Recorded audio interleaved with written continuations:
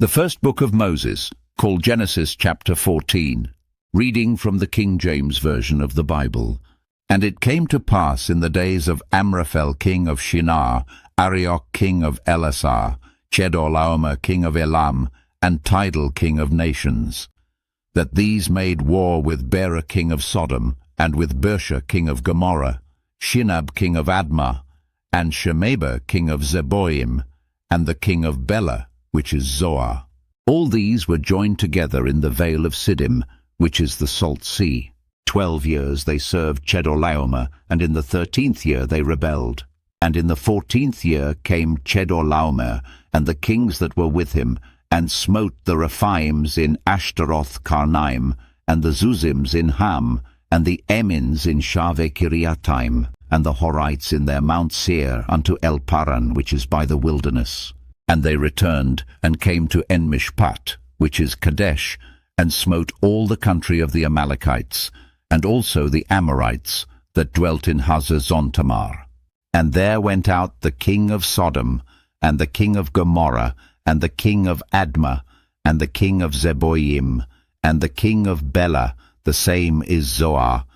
And they joined battle with them in the vale of Siddim, with Chedorlaomer the king of Elam, and with Tidal king of nations, and Amraphel king of Shinar, and Arioch king of Ellasar, 4 kings with 5.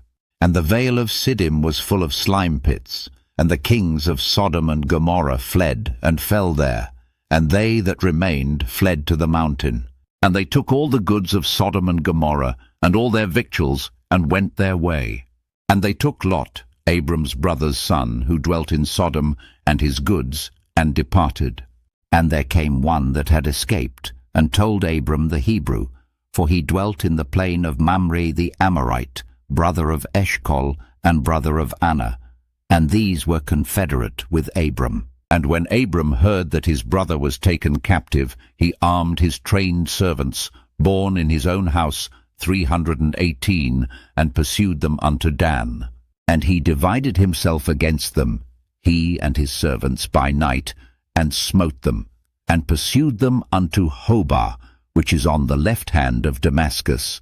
And he brought back all the goods, and also brought again his brother Lot, and his goods, and the women also, and the people.